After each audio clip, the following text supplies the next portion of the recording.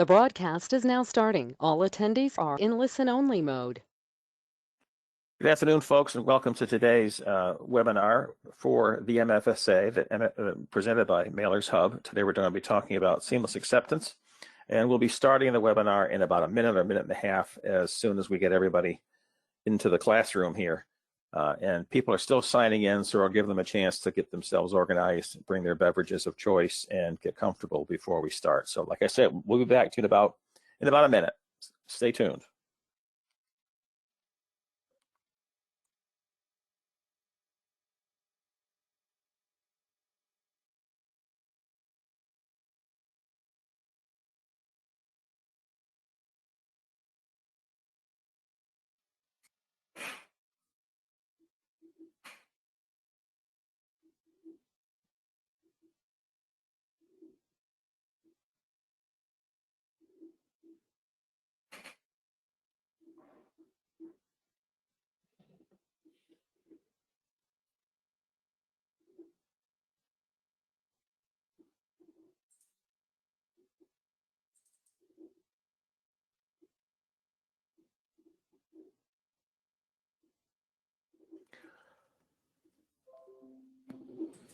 Okay, it's about 1 minute after 1 Eastern, so I want to again welcome everybody to today's webinar. Today we'll be talking about about seamless acceptance and issues surrounding that, and it's something which is becoming very timely here. Today's presenters are going to be Ronnie Ewers from EQ3 Partners and Tom Glassman from Ricoh USA. We thank both of them for their time in presenting this. Everybody will be on mute, but if you have a question to ask, please type it into the chat box. I'll be watching that. And if you'd like a copy of the handouts, those are also available for download. Our subscribers will be able to get a copy of today's presentation, a recording of today's presentation about a day or so after we finish, by the time it finishes rendering. And so that'll be available to them. Today, as I said, is being done for the MFSA. The MFSA, of course, is the Mailing and Fulfillment Services Association, a predominantly Texas or Southwest-oriented group that fulfills much the same function as we do as our partner. We, of course, are Mailers Hub, and we serve the commercial mailing community. So with, I think, those introductions out of the way, I'd like to have Tom and Ronnie present today's presentation. Thanks, Leo. Just a few thank yous and a few notes. So first, I'd like to thank Dave Lewis and Lisa Bose. Dave Lewis from Snellworks and Lisa Bose at Windowbook for allowing me to plagiarize some of their slides and information in their sharing going back and forth. The other thing is asking questions. As most of you know, Ricoh, I'm now responsible for Overwatch on transactional mail for plants around the country. Just in case I am rusty or can't answer something from the marketing side, I have Michael Patterson from TriWin in Texas, and also on the logistics, the induction side, Ronnie Ewers to assist. So, Jennifer, can we start with the first slide, please? Keep going. So recently, Postal has decided to do a reorg prior to their 10-year plan, and the reorg has left a bunch of questions. I'm really not sure what purpose the reshuffling does, but to talk to us for 1 second. And again, this is the top of the org responsible for the commercial mailing. Leo, can you maybe put some context behind this? Well, I guess I'll give it a shot here. Tom Foti is within the marketing group, and he does a lot of the things that he does that other groups do are the same functions but reshuffled now into a different organization. As you can see, you've got the acceptance function here, product management, 3 people who are acting in those jobs because they've not been named permanently yet. But on the right, you can see you've got the classification functions also under Tom. Classifications moved around from finance to sales to pricing in different places. Now it's landed here under Tom Foti. And but its function remains pretty much as it's always been.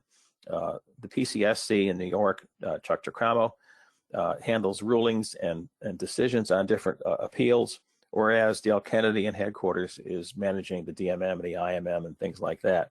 He's very involved also in the alerts that go out for different crises that may hit post offices and plants and whatnot.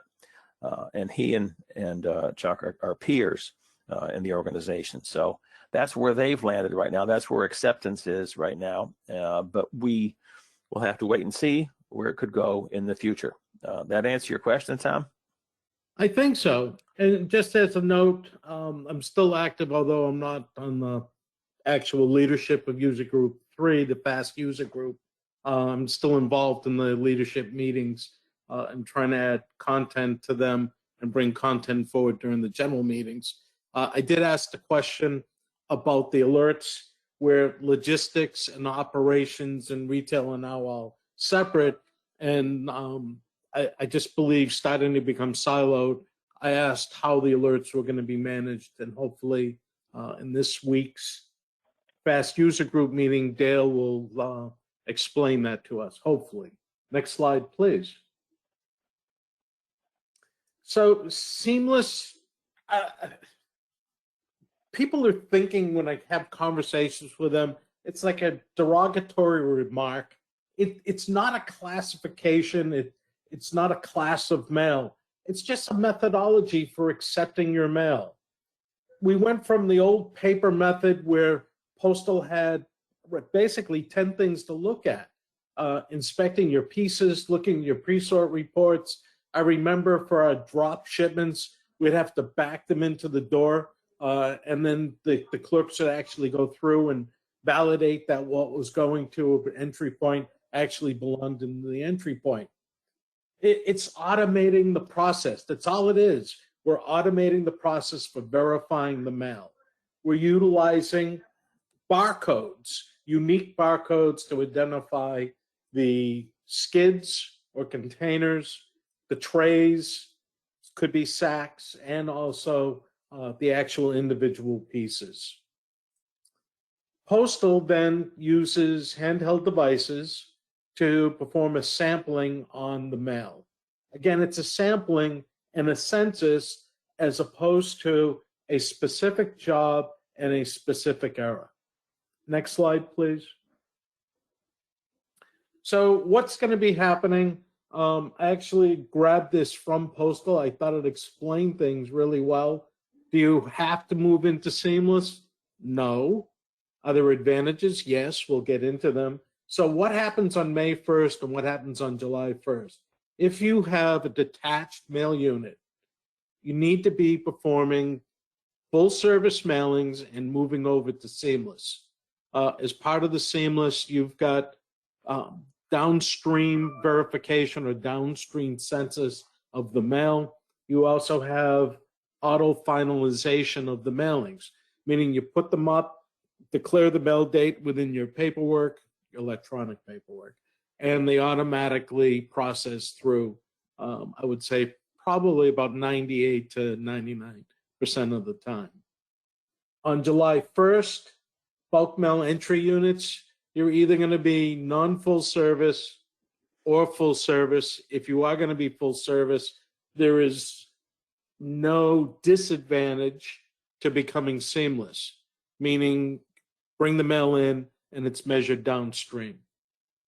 So as you can see laid out in the chart, the difference between, and again, I've had questions this week coming to me through LinkedIn and through the Mailers Hub website around, do you have to go seamless? No.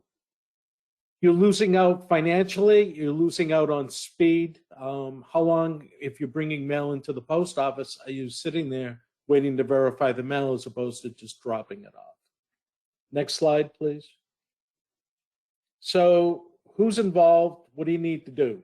So not all mailers are required to go seamless, but some will. So if you have a detached mail unit, mailers that want the full service discount, Non-full service mailers are not required to participate, but you're going to lose, obviously, the full service discount and the added seamless discount for the mail service provider. Those discounts add up, by the way. So if you're looking at the point, is it 003, Michael, on full service? Yes, that's great. $3 1,000 and $1 1,000. It adds up over time. So again, dollar advantage for switching over to seamless. Next slide, please, Jen. All right, so what do we need to do to start the process if you haven't moved over? You have to have uniqueness in the intelligent mail barcodes for the skids containers, for the trays and sacks, and for the pieces. You must submit e-docs. If you don't have the e-docs submitted and you just use Postal Wizard, all of those pieces will become undocumented mail, which we're going to talk about because I spend now probably half a month chasing down all the Ricoh sites for undocumented mail. And I have some tips and tricks to show you of how some of the mail is actually documented and how you can trace it back. So piece level information is submitted through the e-docs, and you have to be participating in e-induction. Next slide, Jen. Thank you. Where do I start? You want to talk to your business mailer support person, the bulk mail entry unit, the manager. Let them know that you want to start looking at going parallel. The post office will sit with you and review the results through your automated verifications. You're going to be, when you turn the mail in, you're going to be assessed as traditional manual acceptance and the electronic verification, meaning they're still going to look at job by job instead of a census. And then you will get a scorecard to look at the census either on a daily basis or monthly basis. This allows both the commercial mailer, the MSP, and the post office time to look at the quality of the mail. Are you putting the right pieces into the right tray? Is the right tray on the right skid? The quality of the addresses, COA data, and the infamous undocumented mail along with the by-4. Additional postage is not collected during the parallel phase. And just an editorial comment about by-4s. I don't run into a lot of mailers with by-4 issues. Again, I see it as a customer service function.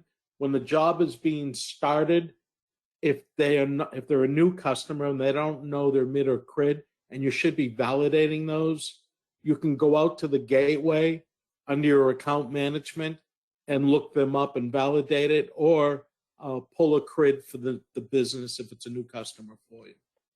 And Tom, just to put some context around some of this, folks who have been reaching out to us to help them look at their readiness, who are in parallel right now, and who are experiencing significant levels of error, if they had been in full seamless, those errors would have cost them well into six figures. So preparation in advance of going over to seamless is critical. Moving right along, postage statements will be auto-finalized on the mailing date. The clerk's going to do a sampling. The sampling is actually, once you're up and running in seamless, the sampling is dictated by the Postal One system to the clerk. So, for instance, we kept our finished mail in a separate warehouse. So what we negotiated with the post office was they could examine our mail in process, or they could look in the pallet racking. So each bay in the pallet racking, front and back, had numbers. Each machine had a number. And then Postal One came back and told the clerk the time to do the sampling and what position to check. If there was no mail in that position, They just went to the next spot or the next number. Yeah, Tom, I think it's important to note there that it is random. It's not by the job. It's like you said, it's based on the position of a pallet, or whatever Postal One tells the clerk to check. It's not by the job. Good point. Thanks, Michael. So again, your mail is being examined downstream, which is also a point for running your business. Postal's providing you data you never had before, so you can see what's going on with the mail downstream. Next slide, Jen, please. So I have the peripheral or the old acceptance methodology on the outside, seamless is in the middle. So basically, everything that's on the outside becomes automated. So you submit your e-doc, there's an automated finalization of the postage statement, the manual sampling goes away, your mail is processed, the mail verification, everything is done electronically, and you can pull your reports off the gateway. So again, your quality measurements, you should be looking at them on a daily basis, not waiting till the end of the month and panic. So if you start to see errors cropping up, for instance, nesting, take the time and retrain the sorters. Make sure they're putting the right pieces into the right tray. Next slide, please. Benefits of seamless. Your verifications are performed electronically. So for instance, downstream is the makeup of the mail based on the way you turned it in. You don't have a clerk climbing over the mail looking at the actual trays and the makeup at that time. Manual verifications go away. There's a standardized acceptance and verification process. The selection again is random and it's controlled by Postal One. You're looking at trend-based quality measurements, meaning a census of your mail. You can release containers with the e-induction. You turn the mail in, you can send it on its way. And for instance, if you're going cross-country, if you're processing $10,000 worth of postage, you can possibly hang on to that money a little longer. So if you've got 4 days on the road, you can release the containers and pay after the stuff has already left your plant. Don't forget the MSP incentive of $1 per 1,000. And again, utilizing the scorecard for training your team. Where are you getting the errors? What can you do to fix the errors? And then it also creates opportunities for new business. What can you do to help your customer get better delivery? What does the change of address look like? What do the undeliverables as address look like? What's the DPB look like? So for instance, one of our customers, I monitor their scorecard for them. We do probably 1/4 of the total mail.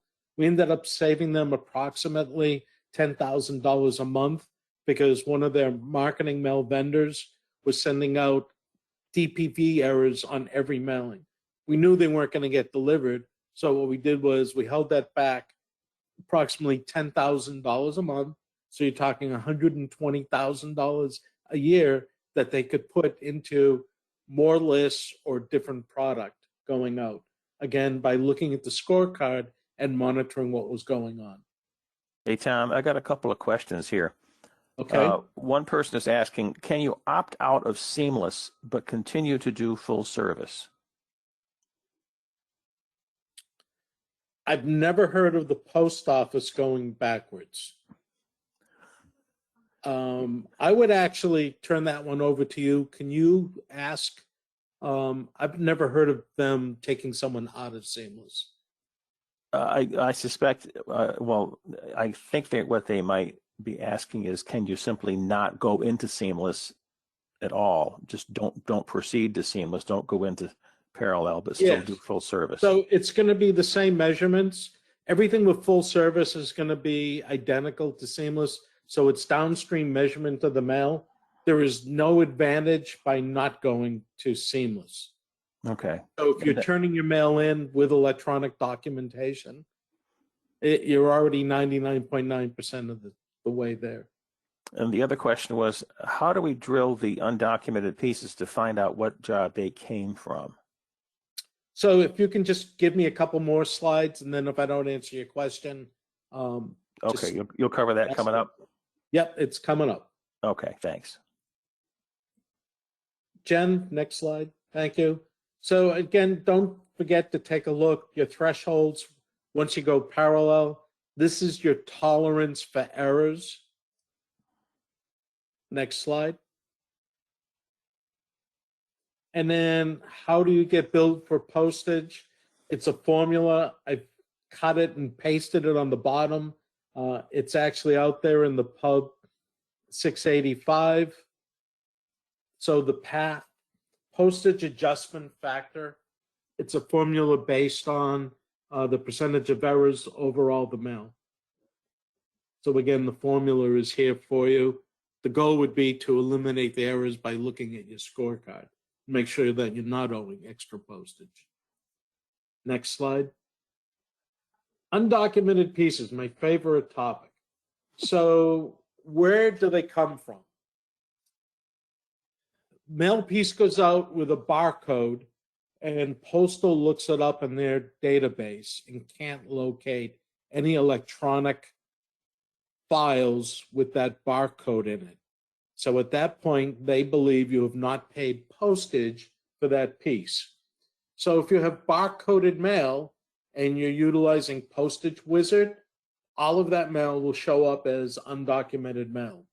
If you're turning in manual paperwork and barcoded mail, all of that mail is going to be undocumented. Issues we found out in the field, the print file has been modified and doesn't equal what got turned in within the PDR file or PBC file of the mail.dat file.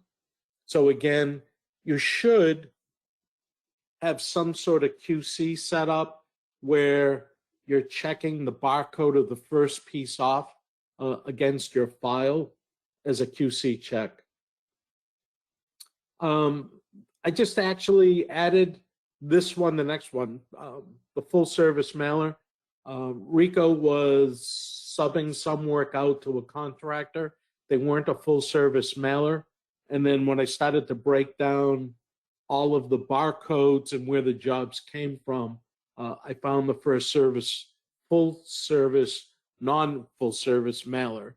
So again, I had to have a discussion with our plant and who they were using and how to qualify the vendors that they're using. Single piece was another thorn in my side. So we started turning one of our plants' mail over to a pre-sort bureau, and every day after first pass, about 1% of the mail is rejected. The pre-sort bureau then takes that and runs 2 passes on it.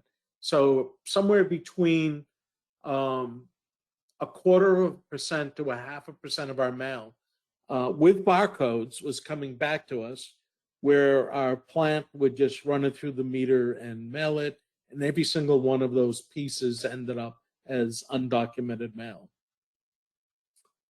Priority mail drop ship, if no e-docs were turned in, again, all the barcodes for the letters would end up as undocumented. And then another one of my war stories, someone was using our Colorado mid in California, which I'm going to show you in a second. And last, for those of you that have known me for a long time, I did a presentation a long time ago to Preetha Mehra about loop mail. Mail that couldn't be delivered, that just stays in the system going around and around.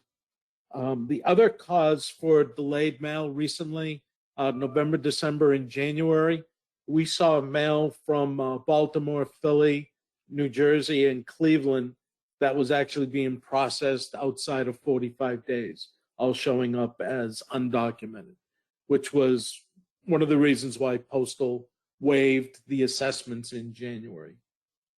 Next slide, Jen, please. Okay, so someone asked about where to find the Undock.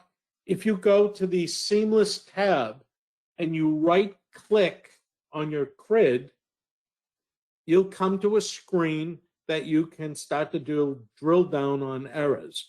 So there's this way if you want a simple look, or you can actually get error feeds from Informed Visibility. IV can send you the error reports. So here, if you look, there's two types of undocks. There's undock by category, and then there's one by summary. The summary will give you the processing centers that saw the mail. This is the category. So some of these numbers are bookending, and it's different reasons for why they're being considered undocumented. So if you look at in the category and you see an NA, it'll typically be a rounded off number divisible by 10. So the 30 is actually a sampling that was done. 10 records were done within either a mailer's plant or at a postal facility with their seamless device, their scanning device. So the NA were actually can't be attributed to a category because they were done during the sampling. This is important to know because if you have someone else using your MID and you're trying to identify who they are and you have an NA, Postal can track that down. So I was dealing with, as you can see, approximately 1.7 million pieces a month. And we started looking at the scorecard again. Postal wanted to hold Ricoh responsible for this mail. Next slide, Jen. So when I did the drill down on the NA, it came back and told me that the mail was done in Sacramento. So at that point, I knew the origin point or where the mail was turned in was Sacramento. And then all I had to do was, if you look at the column that says manual sample ID, when the clerk goes to do the sampling, the 30 pieces, they have to log in a mailer and a job ID. So that ID there, that mailer, that manual sample ID is the reference to the scanning of those pieces, which means that business mailer support can actually look up that ID to determine who the mailer was and what job it came from, thus documenting the undocumented pieces. So again, just as a quick summary, you can leave it there. No, Jen, you're fine. As a quick summary, if you go to the Seamless tab, right-click the CRID, the Customer Registration ID, you'll have a menu in front of you of different error reports. If you go down to the undocumented, you're going to have summary and category. If you look at the category and you see an an NA, not applicable, then that's actually a sampling at a post office. I typically go to the summary. So again, I was dealing with another one of our plants. We had a lot of undocumented mail. So my first look under the summary was most of it was coming out of Cleveland. So I knew that was my point of origin and my Cleveland plant or Parma plant. So what I did was I then click on that. It comes down to the individual barcodes. I then export that data out. And when I export that data out and then put it in barcode order and then I take the side of the screen and I start scrolling down and I can see runs of zip codes and I'm watching the date change so I could identify everything that was showing up was actually our residual mail by day. So it was our single piece mail that the plant forgot to tell me about. So again, playing detective work, I'll actually get through the how I defend the scorecard every month out of this particular plant. The next slide, please. Hey, Tom, can I interrupt you for a second? I got a couple of questions. Go ahead. The first one is we process a newspaper tabloid that sometimes all the material is not in perfect condition and sometimes jams or misprints. So we usually rerun those pieces at the end of the job and place them in the mixed sack. What happens in a case like this? You're going to see a nesting error because the piece is going to show up nested into a different sack. So unless it becomes such a large number based on the total quantity, I wouldn't worry about it. Just keep an eye on it. Okay, and then the other question was, where's the? I can't seem to get to the last slide in Postal 1, and I think the caller finally found it. But could you explain where the last slide in Postal 1 is? I don't understand the question. Well, I think the caller found it, so I guess it's moot. So don't worry. Okay, so before I get into documenting your processes, so I had to start a process at our Parma plant where every single month, because we're turning the mail into a pre-sort bureau, I don't have enough volume on our grid to dilute through census the undocumented mail. So every single month, I've got 30 to 40,000 undocumented pieces. So what I do is, the first, if they're using a non-full service mailer, I ask for the transaction ID and the paperwork against all those mailings.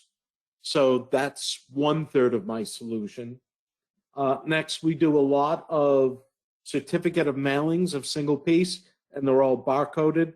So I ask for the transaction ID on the Postal 1 site so that we can prove we paid postage on those certificates of mailing, in which case they can go into the EPS log and they can see the payment for all those pieces that were turned in. And then last but not least, I grab the meter log and show the daily activity of all the pieces that come back to us as rejected mail that are being metered through. So every single month, I have to put in the assessment into review, and then 2 days later, I send over 3 reports. Report of non-full service vendors that we used, which I'm trying to get away from. 2, certificate of mailing logs to prove all the pieces that went out single piece under certificate of mailings.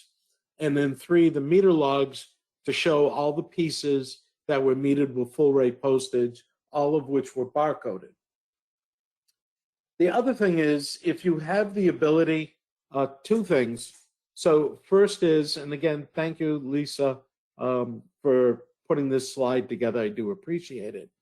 If you are doing mailings to help you track down undocumented mail, you should have a log in your data department that shows the date, the job ID, the starting barcode number, and the ending barcode number. If you don't know how to find it, the software companies keep a table of the sequence numbers used, if you can get access to that, or if you want to use a text editor like Ultra Edit or Notepad. Ultra Edit's good because you can use predefined templates to separate the columns to get to the sequence number. You would start a log in your data department of the barcodes, the starting and ending barcodes, and the sequence number starting and ending. So that way, if pieces are coming back to you as undocumented, you can locate the job just by the sequence numbers quickly. If you have mailings like we do, you can either do it by the piece, or as we do the certificate of mailings, by the job to prove that we've paid for those pieces. So again, keeping logs, Postal will accept them. What you should do is work with your business mailer support analyst to find out what their tolerance is, what they'll accept, and what they won't accept. Hey, Tom, Yes. a couple questions here. The caller says they do a lot of saturation walk sequence mail that always fails as undocumented. What are their options in that case?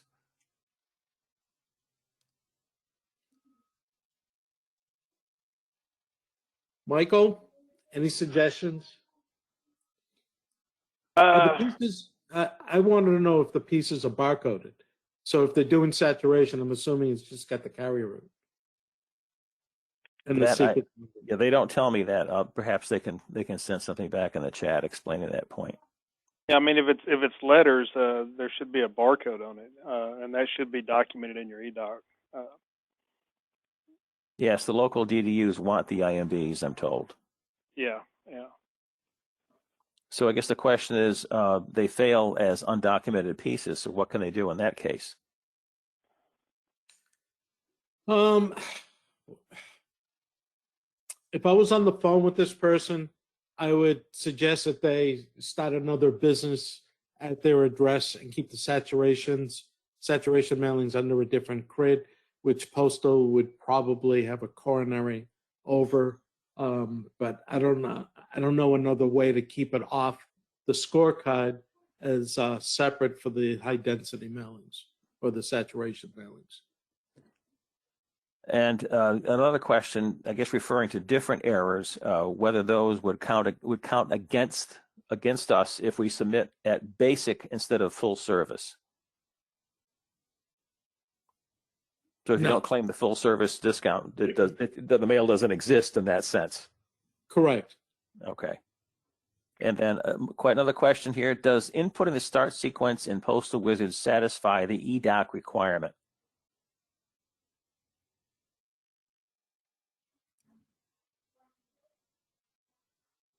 Offhand, I'm going to say yes. Michael? We don't use Postal Wizard, Tom, so I can't answer that question. That's another one we're going to have to come back to them on. Okay. The folks who have these questions, if you contact us offline after the webinar, I'm sure we can dig into these things and get you a further explanation. One more question: is there a way you can create barcodes, I guess, from your bar grids from your mailer scorecard reports from the mailer score reporting module? Can you read that one again? It says, is there a way you can create bar grids from your mailer scorecard reports from the mailer score reporting module? Are they talking about IV? Getting the report from IV? Yeah, I don't know. All I got is what I read. Yes, yes. The answer is yes. I got one more update. IV. Yes. Yeah, I mean you can set up those reports where they come to you automatically and import them in and set up some automation where it parses everything out. And then you can tie that back to your barcodes that you using the log that Tom suggested there. You can tie those barcodes back to that log once you get that report back from IV. Okay. And another comment on the earlier discussion of carrier pieces: undocumented carrier route walk sequence. Mail these under a different MID, then easy to identify and provide the mailing statements to the local BMEU. We'll have to do this every month, may be able to get approved as known undocumented process. Great answer. So I guess it's a matter of it's going to be a problem. Here it is in advance. Deal with it. Yeah, I just don't think it's going to stop the assessment from coming over. You'd end up having to, again, I'm out of my league because it's a business mailer support question. But at that point, if you did put in review, you would just automatically send over your what I call transaction report. So you would have the transaction number from Postal One, the piece count, and the job ID. Well, the point always has been that if you have a problem, you have to fall back on documentation. So for any situation, you have to be able to have reliable, accurate, and complete documentation to defend yourself, if you will, in the case of an assessment. Let's see. Yeah, it won't stop it, but makes it easier to prove you paid for the mail. Right. Another question: how do you handle simplified mailings and EDDM mailings? Aren't these, as well as carrier routed flat political mailings, barcoded but not saturated high density, going to be flagged as undocumented? Yes. So again, the answer would be, So you've got two things. Either if you're doing it on a regular basis, set up a separate business, meaning CRID, or you can go through what one of the callers did, or what we do by documenting all those mailings automatically. So you prepare for the assessment or prepare for the problem by having documentation to show you did pay Yes. for it. Okay. All right. Yes. Okay. Okay. I think I got the question well dried up here. Go ahead. Carry on. Okay, next slide, please.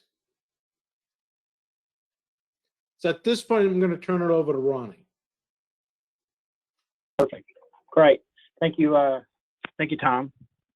Can you hear me? Yes. Okay, perfect.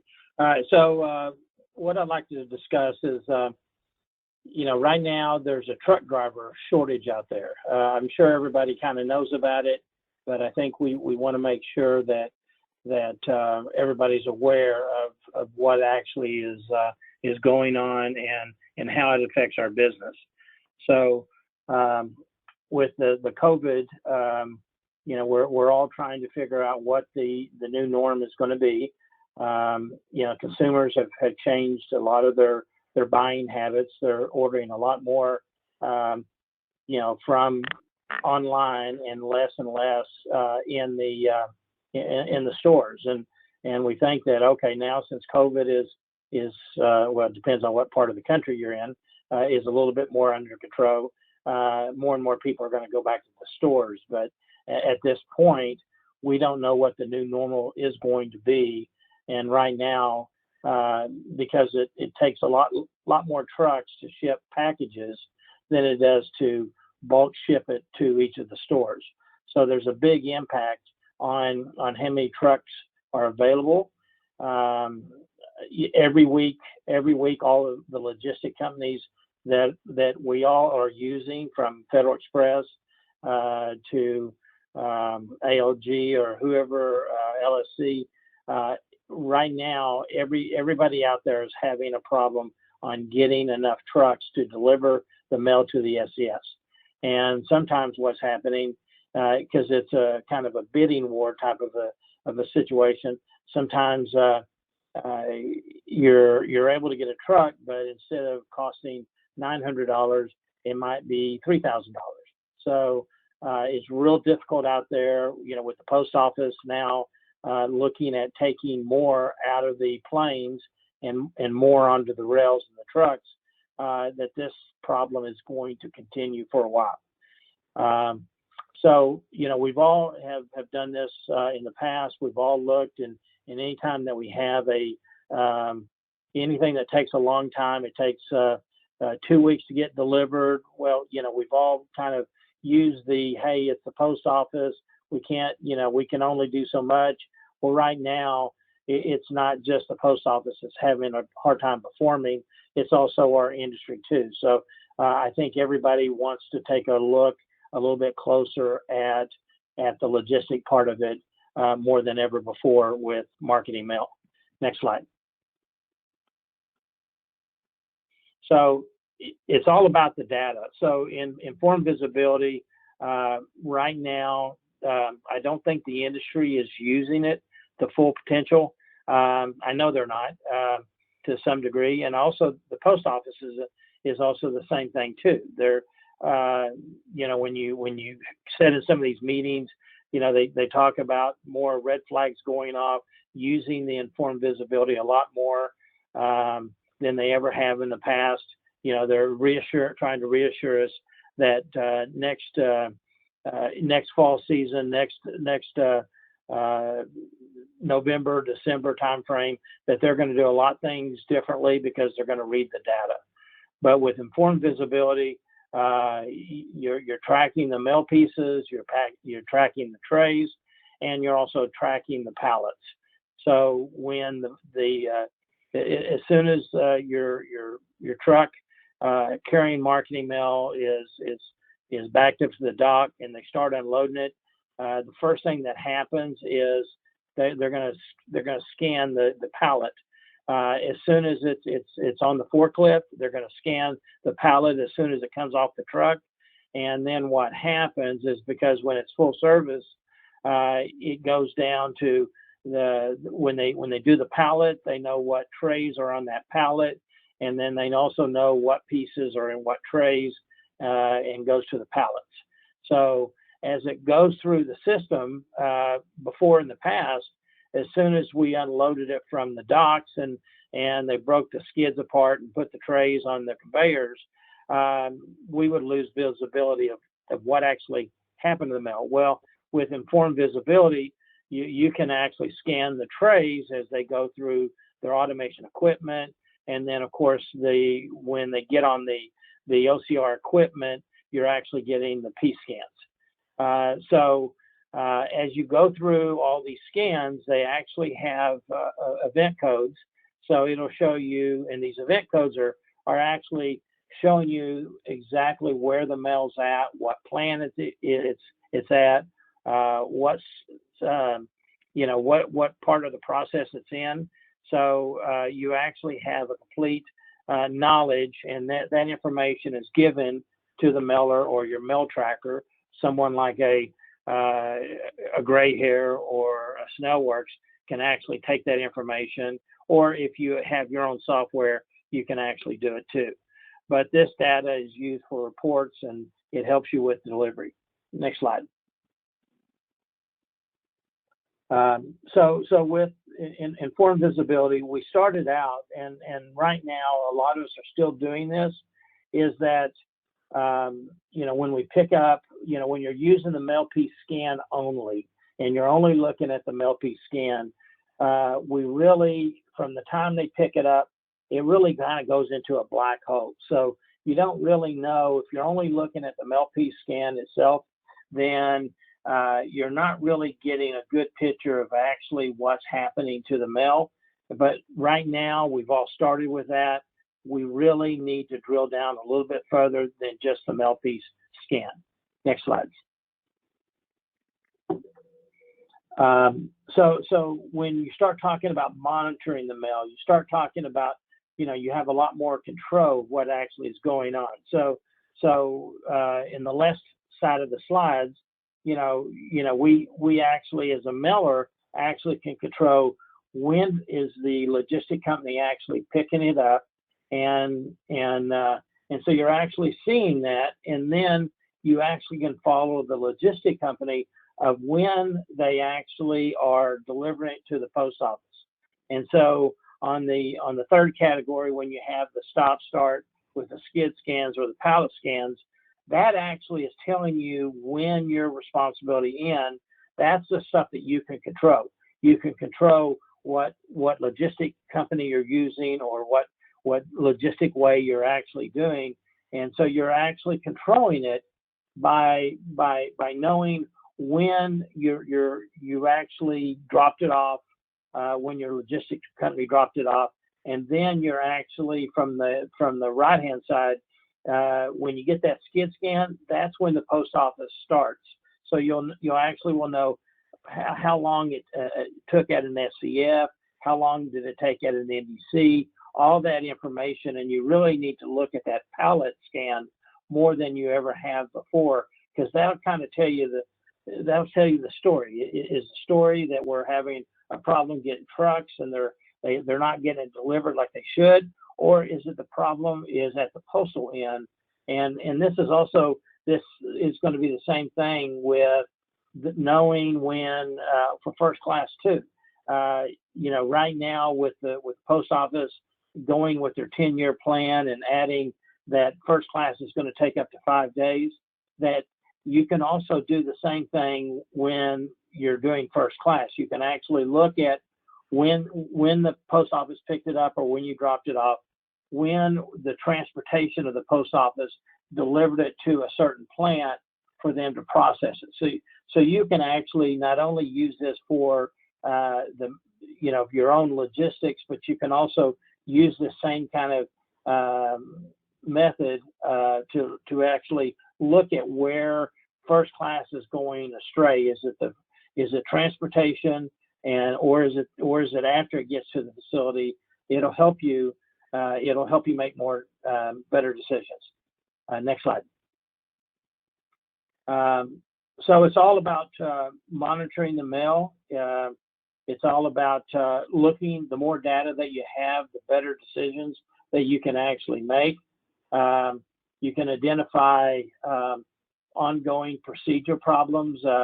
If you see that that you're dropping the mail late, then you can move up or give it a couple more days for the post office to deliver it. You also can look at the right logistic company, or the right service. Some of us, there's a difference between consolidation and LTL. So what you want to do is you want to make sure you're using the right service. Sometimes you have to pay more in order to get it there faster. And then also, you can also identify, when you get the skid scans and you can see that Cleveland might have taken a week or 5 weeks to get delivered. You can actually see that you got a skid scan that said it got delivered at a certain post office, and actually how long did it take for the mailing. But it's all about controlling the in-home delivery. And the only way to do that is by monitoring your mail. Next slide.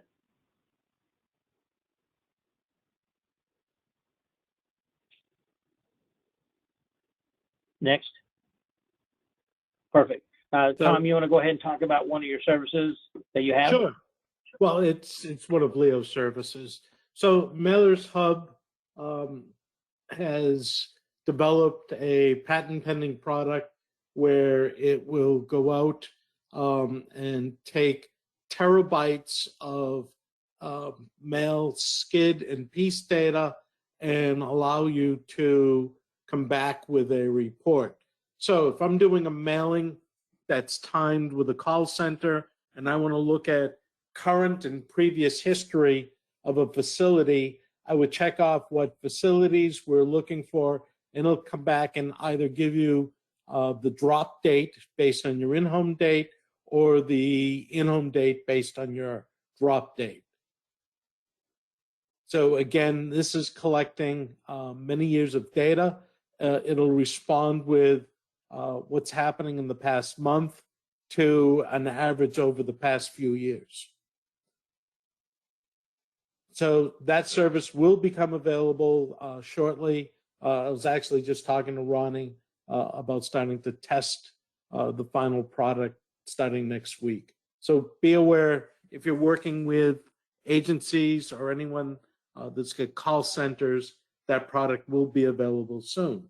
If you're a non-subscriber, Leo's running a special for new subscriptions, and Leo also has through Mailer's Hub Scorecard Consulting. So if you're looking at going seamless and need help with that process, just contact Leo. Yeah, Tom, thanks for mentioning that. That's actually last year's postcard we sent out, but the idea is the same. If there's anybody on the call today who would like to become a subscriber or take advantage of our scorecard services, just drop me a note, drop me an email, and we'll be happy to talk to you about what we can do to help out. So one of the questions that came in via text message was, do you have to be, if you're full service, do you have to become seamless? No, you can continue as the graph I showed that had the 3 columns for non-full service, full service, seamless. You're going to be measured the same as seamless, but you don't have to switch over to seamless. You can continue to bring your mailings in as a full service mailer. There's no advantage in you giving up dollars. Now comes my New England sarcasm around what Ronnie said. I want to confirm and just let everyone know, during the end of November, December, and January, the user group 3 leadership was on the phone with Postal, if not 3 times a week, almost on a daily basis. And one of my conversations with Postal was, I don't think they understand the fact that they have completely destroyed the supply chain for the MSPs. So there are consolidators out there that can't get rail service anymore. Why? Because the trucks sat in line at the post office for 10, 20, 30 hours. Cleveland, we moved all our mail out of Cleveland to Columbus because we couldn't get into the plant with first class mail. So trucks were sitting out on the street for almost 2 days. They couldn't make any money. So there's a problem. No one wants, when I say no one, I know I'm exaggerating, but the trucking companies don't want to haul mail because they're afraid. They can't make money hauling mail. It's a problem. I have told Postal this over and over again. Has it gone anywhere? I think it's gone on deaf ears.